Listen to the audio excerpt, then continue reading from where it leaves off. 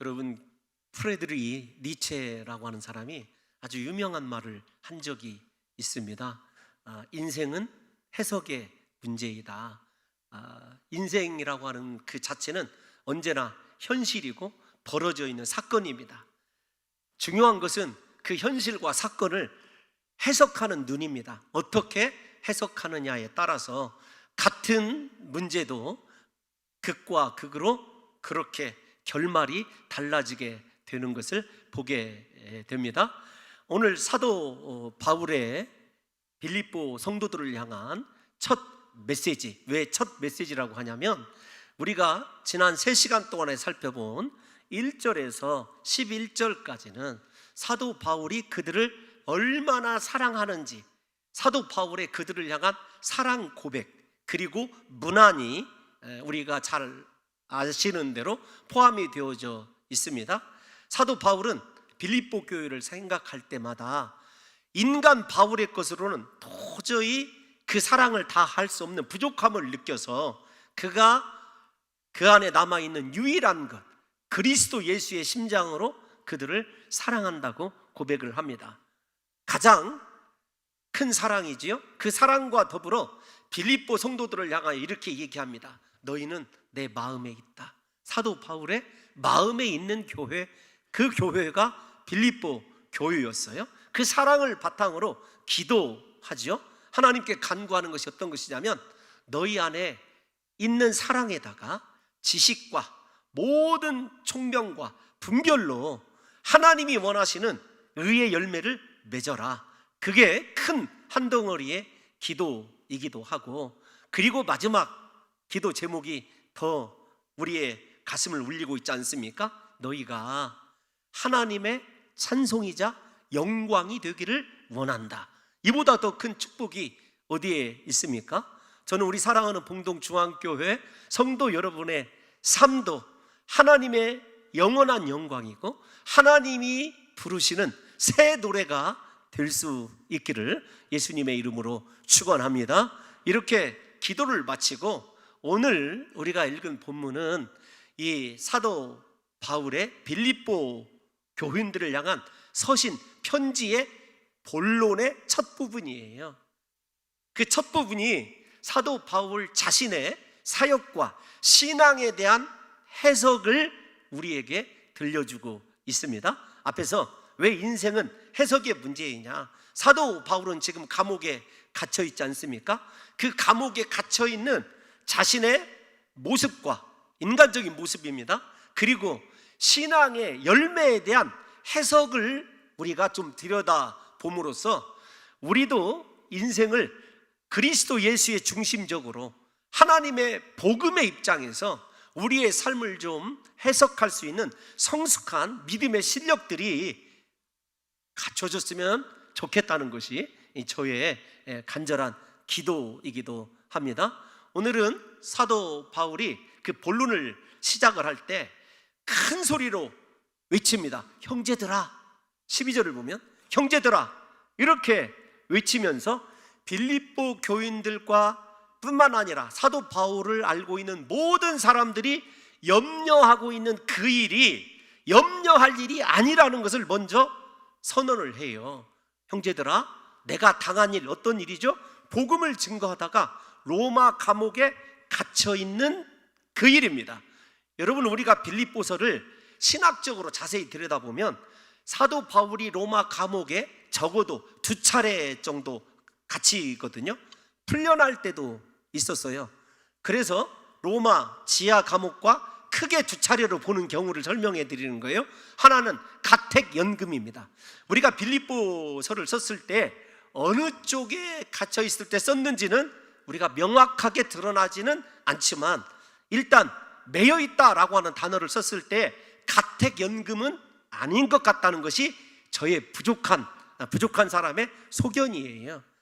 매여 있다라는 말씀이 계속 당한 일 이렇게 강조되어 있지 않습니까? 쇠사슬에 매여 있는 것으로 보았을 때 아마도 지하 감옥에 갇혀 있을 때가 아닌가, 확실하진 않지만 그렇게 생각을 하고 있어요. 그러니까 온 사도 바울을 알고 있는 사람들뿐만 아니라 빌립보에 있는 성도들도 큰 걱정이죠. 복음을 증거하고 하나님께서 귀하게 쓰신 사도가 이대로 순교한단 말인가? 라고 하는 염려도 있을 것 아니겠습니까? 그래서 그 염려 때문에 빌립보 교회가 여러 가지로 섬기고 도우며 사랑한 것도 사실입니다. 그것이 염려의 긍정적인 효과라고 이야기할 수도 있겠지만, 사도 바울은 그런 인간적인 생각을 초월해서 역사하시는 하나님의 섭리를 놀랍게 지금 선포하고 있어요. 내가 당한 그 일이 가로 열고 닫고 도리어 어떻게 되었냐면 복음의 진전을 나타내고 있다. 그것을 너희가 반드시 알아야 한다. 12절을 원문으로 해석해 드리면 그렇게 되어져 있어요. 내가 너희가 알기를 원하노라, 이렇게 부드러운 말이 아니라 반드시 알아라. 이 말은 어떤 것이냐면, 내가 당한 이 일, 즉 쇠사슬에 매여 있는 그 일 때문에 동정하거나 염려하지 말라는 거예요. 왜냐하면 하나님께서 내 인생의 고난을 통하여 오히려 복음이 진전되게 하셨다라는 거예요. 우리 사랑하는 성도 여러분들과 제가 복음으로 우리 인생을 바라봐야 될 이유가 여기에 있습니다. 만약에 복음으로 자신의 삶을 해석하지 않았다면, 하나님, 내가 이렇게 죽도록 충성하고 헌신했는데 마지막에 이 초라하게 비참하게 감옥에 왜 이렇게 죽어가야 됩니까? 왜 나에게 이 고난이 찾아왔습니까? 이런 심파적인 그런 기도를 했을 것 아니겠습니까? 그런데 사도 바울은 자신의 당한 일, 고난에 대해서는 언급하지 않아요. 오히려 그 일 때문에 복음이 전파되었다는 거예요. 이것이 첫 번째, 사도 바울이 빌립보 교인들에게 알아야 한다는 거예요. 그래서 우리도 정리를 해야 됩니다. 내가 지금 당하고 있는 고난을 인간적으로 보면 이해할 수는 없지만 하나님께서 반드시 도리어의 은혜로 역전시켜 주신다. 하나님께서 반드시 내가 알지 못하는 크고 놀라운 역사를 이 고난을 통해서 이루고 계시다라고 하는 것을 사도 바울처럼 확신할 수 있는 믿음의 시각이 열리시기를 예수님의 이름으로 축원합니다. 두 번째가 어떤 것이냐면 14절을 띄워놔 주세요. 사도 바울이 감옥에 갇혔다, 이제 더 이상 복음 전파가 위축될 것이다. 아닙니다. 사도 바울이 감옥에 갇혀 있는데 사도 바울을 대신할 수 있는 형제 중에 다수라는 말은 많은 형제들이 사도 바울의 뒤를 따라서 나도 고난의 길을 걷겠습니다, 십자가의 길을 걷겠습니다, 복음을 위하여 헌신하겠습니다 라고 생명을 내걸고 그리스도의 복음을 값없이 담대히 증거하는 사람들이 나타났다는 거예요. 무슨 말입니까? 직접적인 효과가 복음이 진전되었다라고 하는 것이라고 한다면, 두 번째, 영향력이죠. 어떤 영향력이냐면, 사도 바울이 아닌, 예를 들면 우리가 엘리야의 기도를 기억하십니까? 엘리야가 이세벨이 자기 자신을 죽이려고 하는 시점까지 고난의 순간에 하나님, 나만 홀로 남았습니다, 나만 홀로 남았습니다, 그렇게 탄식하는 기도를 드릴 때 하나님께서 뭐라고 말씀하시죠? 얘야, 염려하지 말아라, 바알에게 무릎 꿇지 않은 7,000명을 내가 남겨두었다. 이것이 하나님의 일이에요. 그러니까 사도 바울도 놀랍게 자기 자신이 새롭게 깨달은 것이 어떤 거냐면, 내가 전부가 아니라는 거예요. 나의 고난을 통해서 하나님이 예비하신 형제들이 복음에 목숨 거는 놀라운 역사가 일어나고 있다는 거예요. 이것이 사도 바울이 기뻐하는 이유입니다. 다시 말씀을 드리지만, 자기의 입장에서 인생을 바라보게 되면 충분히 원망하고 불평할 그러한 시점인데, 복음의 시각으로 자신의 인생과 지금까지 살아온 그 걸음들, 그리고 신앙을 해석해 보니까 절대로 낙심할 일이 아니라는 거예요. 나는 충분히 알고 있지 못했지만 지금 이렇게 돌아보니까 직접적으로 복음이 전파가 되어지고 하나님이 예비하신 그 사람들에게 함께 복음에 충성할 수 있는 놀라운 계기가 되었다라고 하는 것이 사도 바울이 자기 자신의 고난을 그리스도의 복음의 렌즈로 통하여 바라본 결론입니다. 중요한 건 도리어라는 말이에요. 12절을 다시 띄워놔 주시면, 도리어라는 말은 급 반전을 이루는 말 아니겠습니까? 야, 나도 망한 줄 알았어, 그런데 아니다라는 이야기예요. 사랑하는 성도 여러분들이요, 우리가 하나님께서 내 고난, 인간적으로 보면 알 수 없지만 이 고난을 통해서 이루어야 될 도리어의 대반전이 기다리고 있다라는 확신을 가지시고 오늘 이 본문을 함께 접하셨으면 좋겠어요. 절대로 우리가 낙심하지 말아야 될 것이 거기에 있습니다.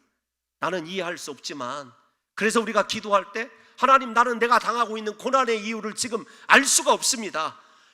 그렇지만 두 가지로 함축해서 얘기합시다. 하나님, 내가 당하는 고난을 통해서 예수 그리스도의 이름이 높아지고 그리스도의 복음이 전파될 줄 믿습니다.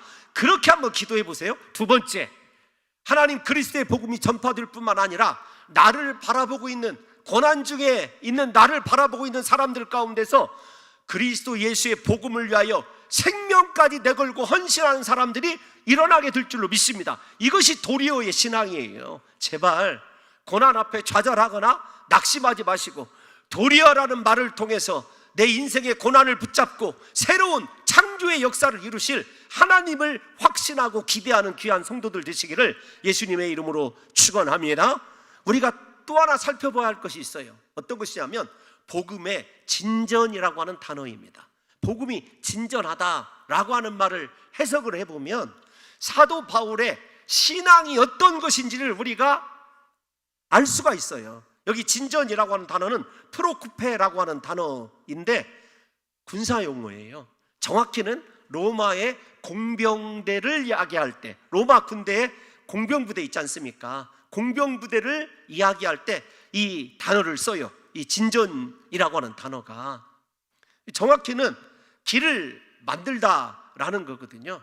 여러분, 우리가 잘 아는 말이 있습니다. 모든 길은, 다시요, 시작. 모든 길은, 로마로. 로마가 제국을 형성할 수 있었던 가장 중요한 것은 어떤 것이냐면 전차부대에 있어요. 여러 마리의 말이 큰 마차, 바퀴가 크고 튼튼한 마차를 끌고 보병대 행렬로 침투합니다. 그러면 이 전차에 타고 있던 창병들, 그 다음에 활을 쓰는 사람들, 그 다음에 칼을 쓰는 사람들이 보병들을 무력화시키거든요. 단점이 어떤 것이냐면 길이 없으면 이 전차부대가 전진을 못해요. 그 전차부대가 전진한다라고 하는 말은 어떤 말이냐면 백전백승이다, 이런 말이거든요. 그런데 중요한 것은 이 전차부대가 원활하게 전투를 수행할 수 있도록 희생하면서 길을 만드는 공병대예요.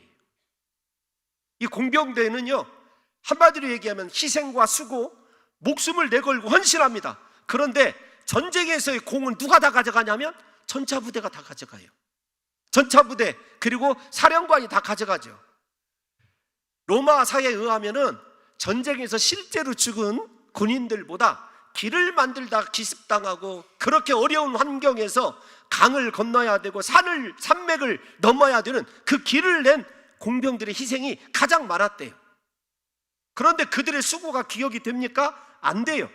그래서 오늘 이 말씀, 복음의 진전이다 라는 말을 굳이 영어로 표현하자면 사도 바울은 나는 길을 만드는 자다, 더 웨이메이커다, 이렇게 얘기를 하는 거예요. 나는 길을 만드는 사람이다. 무슨 말입니까? 나는 내 인생의 영광, 내 수고가 사람들에게 알려지는 것, 내가 누구냐, 어떤 일을 했느냐 드러나지 않기를 않는다는 거예요. 오직 내가 수고하고 희생한 복음의 길을 낸 것을 통해서 그리스도 예수의 복음만 전파될 수 있다고 한다면 나는 그것으로 만족한다고 하는 신앙의 자기 고백이에요. 여러분, 그 미국의 샌프란시스코라고 하는 아름다운 도시가 있습니다. 그 샌프란시스코를 가게 되면 사진에서도 여러분 또 영상에서도 많이 보셨던 금문교라고 하는 그 다리가 있어요. 금문교를 제작한 사람들은 물론 미국인들이죠. 그런데 그 금문교를 직접 설치하고 세운 사람들은 중국인들입니다. 그 금문교를 만들면서 중국인들이 수없이 죽었어요. 이면에 합의된 것이 어떤 것인 줄 아십니까? 그 중국인들의 희생을 기리기 위해서 중국인들이 미국 내 어느 도시든지 가장 그들이 희망하는 도시에, 희망하는 곳에 차이나타운을 만들 수 있도록 허락해 준 거예요. 그래서 각 미국의 도시에 유명한 것이 차이나타운이에요. 그 차이나타운에 거주하면서 살아가는 사람들이 무엇을 생각하겠습니까? 우리가 이곳에서 살아갈 수 있게 된 것, 그렇게 다리를 만들다가 바닷속에 떨어져 죽은 자기 선조들을 생각할 것 아니겠습니까? 여러분, 좀 얘가 빗나갔는지 모르겠지만 사도 바울이 소망하는 건 바로 이거예요. 나는 복음을 위하여 죽어도 좋다. 다시 강조하지만 내 수고, 내 헌신 기억되지 아니해도 좋다. 그러나 내가 확신한다. 내가 길을 만들므로써 하나님의 나라, 하나님의 거룩한 복음은 반드시 전파될 것이라고 하는 확신을 갖고 있는 것이 이 진전이라고 하는 단어입니다. 사랑하는 성도 여러분, 수고와 희생은 나의 몫이고 그 수고와 희생을 통하여 그리스도 예수만 전파되기를 소망한 거죠. 오늘날 왜 우리가 신앙생활할 때 스스로 자기 자신을 고립시킵니까? 내가 누군데? 내가 얼만큼 수고했는데? 내가 누구보다도 헌신했는데? 라고 하는 생각 때문에 우리가 스스로 자기 자신을 신앙적 고립과 그 다음에 더 중요한 것, 시험에 들거나 낙심하는 것 아니겠습니까? 제발 우리 사랑하는 성도 여러분들과 저의 신앙이 성숙해서, 주님, 내 이름이 드러나지 않아도 좋습니다. 내 수고가 인정되지 않아도 좋습니다. 그러나 나의 수고와 헌신을 기억하시는 주님께서 그 수고와 헌신을 통해서 그리스도의 복음이 전파되어지고 하나님의 이름이 높아지게 될 줄로 믿습니다. 이렇게 성숙한 사도 바울의 신앙이 저의 신앙이고 우리 성도들의 신앙이 되시기를 예수님의 이름으로 축원합니다. 그래서 우리에게 도리어의 신앙이 필요한 거예요. 야, 내가 고난을 당하고 있고 어려움을 당해도 하나님은 반드시 이 일을 통하여 그분의 선을 이루실 것이라고 하는 확신을 가지시고, 제발 고난을 인간적인 눈으로 해석하는 것이 아니라 아버지의 뜻을 이루어 주옵소서, 하나님께 모든 것을 맡길 수 있는 귀한 성도들 되시기를 다시 한번 우리 주님의 이름으로 축원합니다. 여러분, 하나님의 역사는요, 인생의 이성을 초월합니다. 우리의 지식이 아무리 탁월하다 할지라도 하나님의 미련한 것에 미치지 못한다고 하는 것이 사도 바울이 고린도 교인들을 깨울 때 하는 말 아니겠습니까? 그래서 우리가 어떤 고난을 만나든지 낙심하거나 원망하지 말아야 돼요. 왜냐하면 하나님은 지금의 이 아픔, 지금의 이 고난을 통해서 반드시 도리어의 드라마틱한 대반전을 이루실 수 있는 분이기 때문에 하나님을 의지하시고, 제발 다시 소원합니다. 여러분, 믿음의 힘을 내시기를 예수님의 이름으로 축원합니다. 이 고난을 생각하다가 제가 가끔 인용하는 C.S. 루이스라고 하는 영국의 유명한 문학자이자 신학자가 있습니다.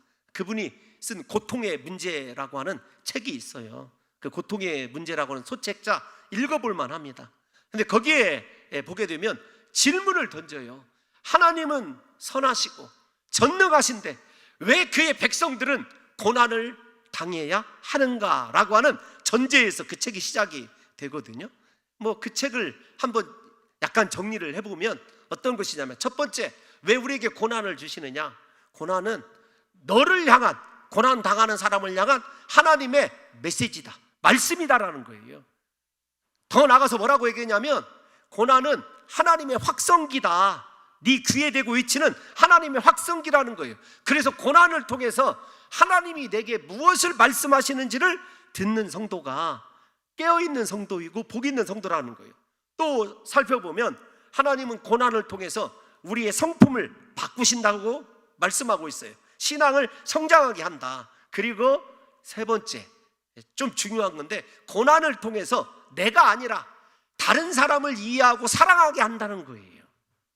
네 번째가 하나님에 대한 믿음을 키워주고, 때로는 우리의 믿음을 하나님이 시험하신다. 고난을 통해서 네 믿음이 진짜이냐 아니냐를 시험한다는 것입니다. 무엇보다도 마지막 제가 정리한 것에 의하면, 고난은 이 땅을 바라보고 살아가는 우리들에게 하나님 나라, 하늘이 있다는 하늘의 소망을 두게 하는 것이 고난의 이유라는 것입니다. 여러분, 우리가 전부 다 동의할 수 없을지도 모르겠죠. 근데 저는 동의합니다. 하나님은 반드시 우리의 고난을 허비하지 않으세요. 고난을 통해서 하나님은 지금도 그분이 이루실 일을 이루고 있습니다. 그 이루실 일이 크게 두 가지라고 말씀드렸어요. 나의 고난당함을 통해서 복음이 확산되든지, 아니면 다른 사람들이 충분히 내가 고난당하고 있는 줄 아는데 나의 믿음의 태도를 통하여 헌신하고 주님께 더 충성하는 역사가 일어난다는 거예요. 그래서 고난당하는 우리에게 필요한 건 딱 한 가지입니다. 여러분, 도리어의 신앙으로 우리의 인생을 주관하고 계신 하나님이 이루실 대반전이 기다리고 있다는 사실을 믿으셔서 사도 바울처럼 오히려 감옥에 갇혀 있고 죽음이 코앞에 있지만 살아계신 주님, 자기 자신을 부르시고 사용해 주시는 그 주님을 소리 높여 찬양할 수 있는, 그 주님 때문에 기뻐하고 기뻐할 수 있는 귀한 성도들이 되시기를 예수님의 이름으로 축원합니다. 그런데 이 도리어의 신앙의 이 결과가 아주 귀한 열매가 있어요. 인생을 복음의 입장에서 복음의 시각으로 해석을 하게 되니까 아주 중요한 열매가 있습니다. 어떤 것이냐면 본문 13절을 한번 띄워놔 주세요. 한 번만 같이 읽겠습니다. 시작. 이러므로 나의 매임이 그리스도 안에서 모든 시위대 안과 그 밖의 모든 사람에게 나타났으니. 아멘. 중요한 것이 시위대 아니란 말이에요. 나의 매임이 그리스도 안에서 라는 말이 중요하고 시위대라는 말이 중요합니다. 여러분, 우리가 고난 당할 때 절대로 포기하지 말아야 될 것이 예수 그리스도 아니에요. 인생의 위기가 찾아왔을 때 그리스도 안에 머물러 있으면 하나님이 내 고난을 붙잡고 일하시게 되어 있어요. 그런데 대부분의 사람들이 고난이 닥치면 내 힘으로 해결하려고 하거나 혹은 아예 신앙도 믿음도 깔아앉는 경우가 대부분이죠. 그런데 사도 바울은 끝까지 그리스도 예수 안에 있어요. 그리고 시대 안에서 일어난 그 일, 고난이 있지만 예수 그리스도 안에 머물러 있으니까 하나님께서 놀라운 역사를 일으키시는데 시위대 안에서 복음이 전파되기 시작하는 거예요. 13절을 띄워놔 주세요. 여러분, 중요한 것이 어떤 거냐면 시위대 안뿐만 아니라 그 밖에 모든 사람들에게도 나타났다. 그러니까 사도 바울이 접하는 사람과 접하지 않는 사람들에게 복음이 확산되고 있다는 걸 알 수 있어요. 사도 바울을 통해서, 고난을 통해서. 하나님이 고난을 붙잡고 왜 일하시는지는 알 수가 없습니다. 그러나 하나님이 사도 바울의 고난을 붙잡고 일하시고 계시는 열매들을 사도 바울이 확실하게 빌립보 교인들이 알기를 원하는 거예요.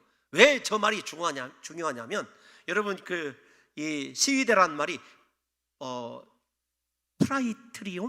프라이트리온이라고 하는 단어예요. 마가복음 15장 16절에서 음력 그대로 번역해 놓은 적이 있어요. 마가복음 15장 16절을 읽어보시면 브라이도리온 이렇게 되어 있습니다. 이 프라이트리온이라고 하는 단어인데, 시위대가 왜 중요하냐면 사도 바울이 감옥에 이렇게 갇혀 있죠. 사도 바울이 만약에 가이사에게 항소를 하지 아니하였다고 한다면 사도행전 22장에 나오는 것처럼 그가 이런 고난을 당할 이유가 없어요. 고난을 자처한 거예요. 왜냐하면 가이사에게 복음을 전하고 싶어서. 그런데 하나님이 그 꿈, 그 비전을 이루어 주시는 거예요. 그 과정을 좀 설명해 드리려고 그러는데, 그렇게 가이사에게 직접 항소한 로마 시민은 가이사를 만나기 전에 시위대 안에 갇혀 있어야 됩니다. 시위대 안에. 이 장면을 좀 생각해 보면 요셉이 형들에 의해서 애굽으로 팔려갔을 때 하나님께서 애굽의 시위대장 보디발의 집에 결국에는 감옥에 갇혀있게 하잖아요. 그러니까 이 본문을 읽어보게 되면 이스라엘 백성들 뿐만 아니라 많은 사람들이 기대하게 될 것이다. 감옥에 갇혀있지만 하나님이 하실 일을 기대하는 이유도 여기에 있어요. 근데 중요한 건 시위대가 아주 특별한 사람들이라는 거예요. 로마 제국 내에서 순혈 로마인들만 시위대가 될 수 있어요. 두 번째로 황제나 귀족들의 집안 자제만 시위대가 될 수 있어요. 아주 성골 중에 성골이라고 이야기할 수 있습니다. 세 번째로 그들이 아주 엘리트인데다가 놀라운 특권이 있어요. 그 특권이 어떤 것이냐면 황제 추천권이 있었어요. 그러니까 여러분, 시위대를 생각할 때 요즘 우리나라의 우리말로 얘기하면 대통령 경호실 이렇게 생각하면 안 됩니다. 로마 권력의 핵심 중에 핵심이라고 그렇게 이야기할 수 있어요. 요즘에 우리나라에서 정치가에서도 많이 쓰이는 말 있죠. 핵관.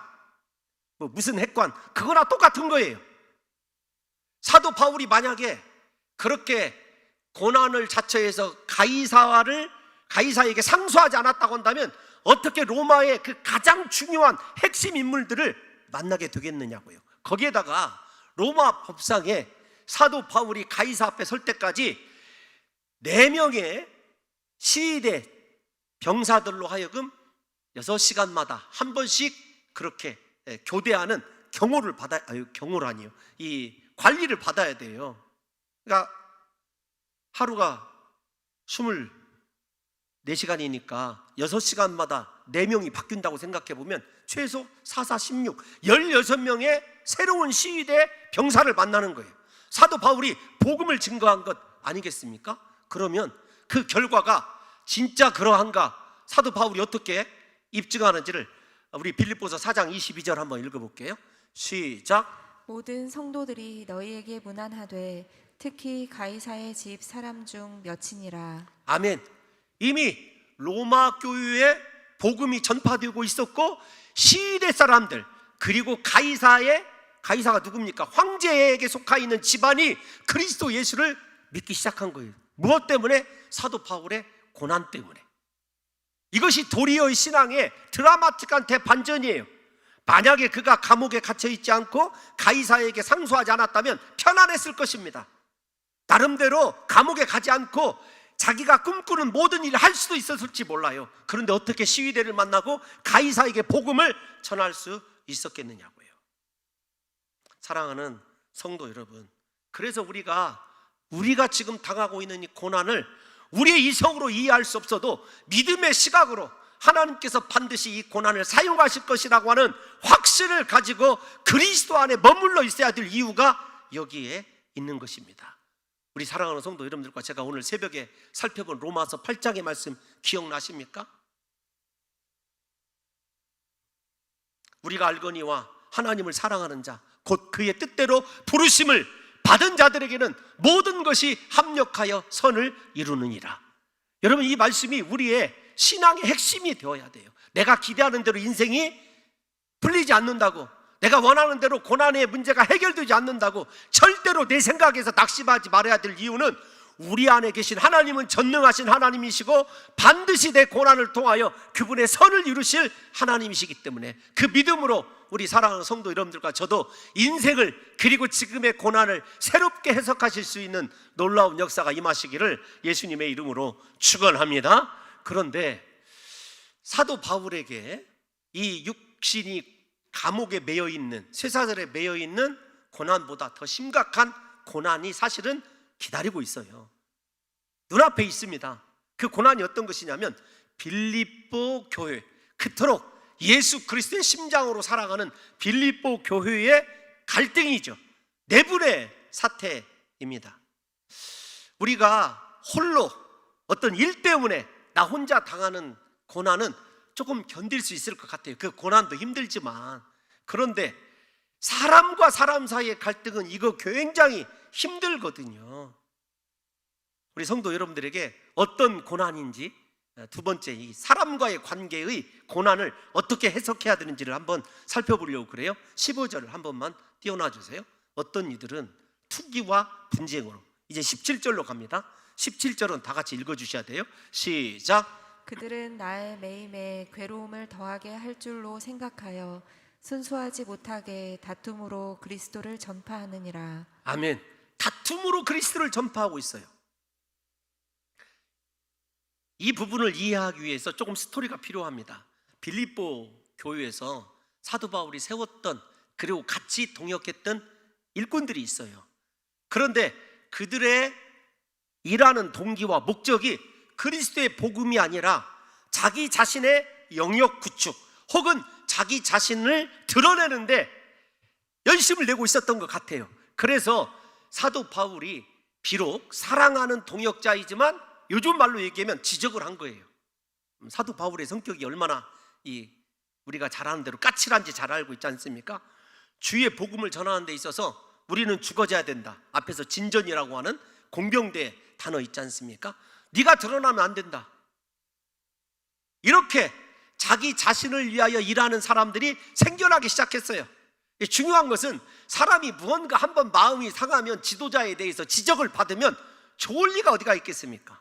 사도 바울이 감옥에 갇혀 있으니까 그거 봐라, 내가 사도 바울 없이도 얼마나 빌립보 교회와 하나님의 복음을 최상으로 끌어올리는 사람인지를 내가 입증해 보겠다고 생각하면서 그들이 시기와 분쟁과 다툼으로 일을 하고 있는 거예요.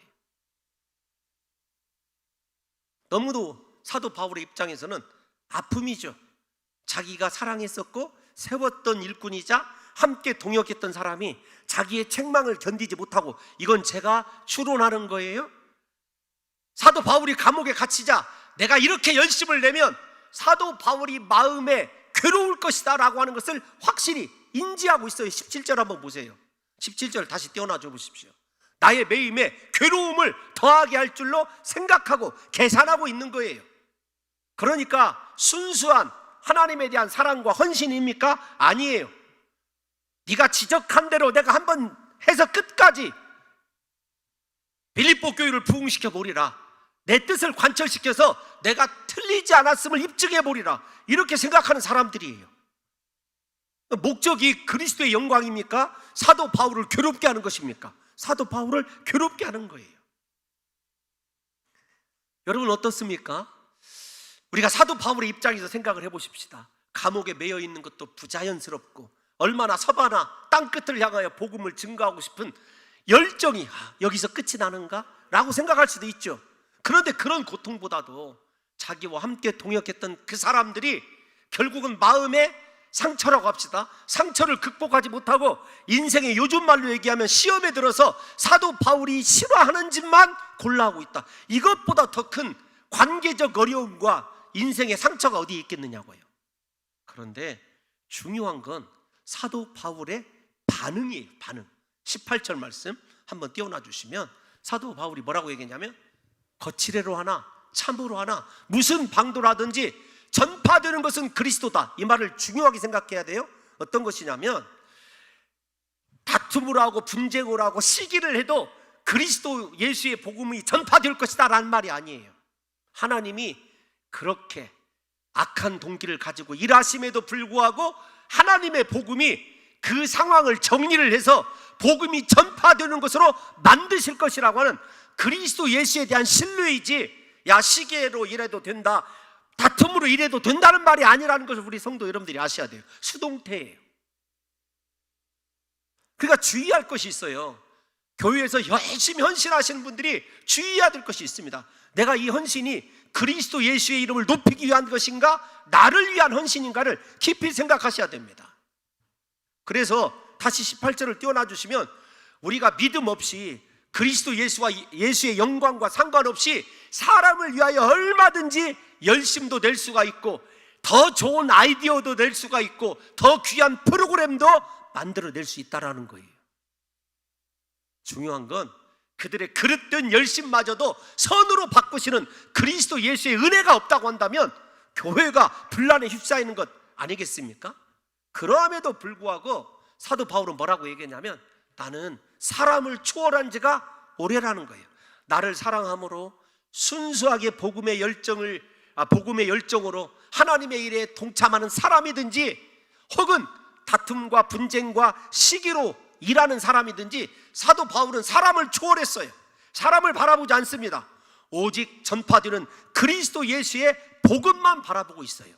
우리가 왜 복음의 렌즈로 우리 인생을 해석해야 되느냐? 정말 신앙생활 하는 가운데 우리에게 큰 어떤 걸림돌은 환난이 아닙니다. 질병이 아니에요. 사람입니다. 특별히 제가 늘 가끔씩 이렇게 아프기도 하면서, 여러분 우프다는 말 아세요? 웃기기도 하고 슬프기도 한 말을 아이들이 우프다라고 그러는데 그런 겁니다. 예를 들면 교회에 등록도 안 하시고, 등록은 했어도 주일날 한번 딱 예배 드리시는 분들이 교회에 말썽을 일으키는 것 본 적 있습니까? 없어요. 교회의 문제는 항상 일하는 사람들이에요. 하나님 앞에서 사역을 하는 목적이 그리스도의 존귀함, 그리스도의 복음이 아니라 어느새 내 능력, 내 달란트, 그 다음에 나의 위치에 그렇게 집중하기 때문에 교회가 갈등에 휩싸이게 되는 것이고, 지도자는 그것을 바라보면서 놓을 수도 없고 들을 수도 없이 마음의 아픔을 가지고 살아가는 거예요. 제발 그렇게 헌신하는 저 성도가, 하나님 기도합니다, 제발 입을 좀 닫게 해주세요. 공병대가 되면 얼마나 좋을까요? 나는 수고하고 헌신한다, 이름 없어도 좋다, 담임 목사가 몰라줘도 좋아, 다른 사람들이 나를 인정해 주지 않아도 좋아, 그러면 얼마나 좋겠습니까? 그런데 우리 속에 항상 자리 잡고 있는 것은 말없이 신앙생활 하는 것 같아도 나를 알아주기를 바라는 거예요. 아니던가요, 여러분? 그래서 교회의 가장 큰 양날의 검이 열심히 앞에서 일하는 사람이에요. 목회자도 마찬가지입니다. 누구 때문에 상처를 받을까요? 반대로 얘기해 봅시다. 목사에게 상처받는 사람이 누구일까요? 가까이서 일하는 사람들 아니겠습니까? 그런데 사도 바울이 감옥에 있으면서 사람을 초월하기 시작해요. 이것뿐만 아니라 그렇게 사도 바울이 미워했던 마가도 용서하게 됩니다. 다시 마가를 나에게 데려와라. 그래서 고난이 사람을 성숙하게 하는 것 같아요. 설교를 준비하면서 제 자신을 돌아보게 됩니다. 네가 어디에서 이렇게 귀한 성도들 만나겠느냐? 이렇게 하나님이 사랑하시는 사람들 어디에서 만나겠느냐? 제 상급은요, 여러분들이거든요. 진심입니다. 모두를 사랑하고 그 사랑하는 마음이 제 안에 있습니다. 그럼에도 불구하고 늘 안타까운 것이 그거예요. 하나님, 우리 성도들이 이름 없이 빚도 없이 사도 바울처럼 로마의 전차 부대가 아니라 공병대가 되게 도와 주옵소서. 우리 교회가 그런 디딤돌이 되어지고 우리가 이렇게 헌신하는 것, 제가 우리 장로님들에게 늘 강조하는 게 그것입니다. 장로님, 우리들의 이 아름답고 사랑하는 이 모습을 문화로 만들어서 우리 후진들에게 주님 오시는 날까지 이렇게 하나 된 당회의 모습을 유산으로 물려줘야 됩니다. 이거보다 더 큰 사명은 없습니다. 여러분, 제 말이 거짓인지 우리 장로님들에게 한번 물어보세요. 제가 평균적으로 한 달에 한 번씩은 꼭 이야기를 합니다. 너무나 행복하고 감사하거든요. 제가 일부 때 이렇게 성도님들에게 시켰어요. 여러분들도 한번 해볼까요? 옆에 있는 사람 한번 바라봐 주세요. 아니, 째려보지 마시고 고개를 이렇게 돌리셔서 바라보세요. 그리고 한번 따라서 합시다. 이제 내가 너를 초월하리라.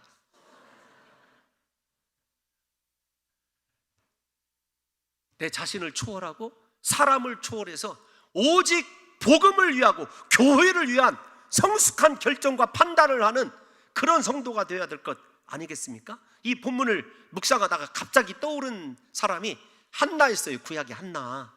한나는 아들이 없었죠. 대적 분인나는 그렇게 아이들을 잘라서 무슨 말인지 이해하시죠? 어느 쪽으로든 받아들여도 좋아요. 이 분인나가 항상 한나를 괴롭게 해요. 그럴 때 한나가 분인나의 좀 실질적인 상황을 좀 재현할게요. 머리끄댕이 붙잡고 날마다 삿대질하면서 싸웠습니까? 아닙니다. 대적 분인나가 자신의 마음을 괴롭게 할 때마다 한나는 하나님을 바라봤어요. 인생의 해답이 하나님께 있기 때문에 이 대적을 붙여준 것도, 나를 힘들게 하는 이 사람을 만나게 한 것도 다 하나님이 하실 일이 있기 때문에 하나님을 바라봤어요. 저는 우리 사랑하는 성도 여러분들과 제가 인생을 복음의 시각에서 해석할 사람들은요, 우리의 시선이 하나님께로 향해야 될 줄로 믿습니다. 사도 바울이 바라보는 것 사람이 아니지 않습니까? 너희들이 어떻게 하든지 나는 너희들에 대해서 상관하지 않겠다. 내가 상관하는 건 오직 복음의 전파이고 내 삶을 통해서 그리스도 예수가 존귀히 여김받게 하는 것이다. 여러분, 문제는 사도 바울 자신이 아니었습니다. 복음 전파였어요. 우리가 빌립보서를 읽을 때마다 감동적인 말씀이 한 말씀 있죠. 사도 바울의 신앙의 모습을 살펴볼 수 있는, 우리 마지막으로 빌립보서 3장 13절에서 14절 한번 읽어볼까요? 시작. 형제들아, 나는 아직 내가 잡은 줄로 여기지 아니하고 오직 한 일, 즉 뒤에 있는 것은 잊어버리고 앞에 있는 것을 잡으려고. 아멘. 잠깐만 13절에서 멈춰주세요. 여러분, 지금까지 충성하신 것 하나님이 기억하시면 된 것 아니겠습니까? 내가 누구보다 헌신하고 수고한 것 하나님 앞에 맡겨두시고 좀 잊어버리세요. 그리고 앞에 있는 일, 오히려 미래를 위하여 달려가기를. 14절 시작.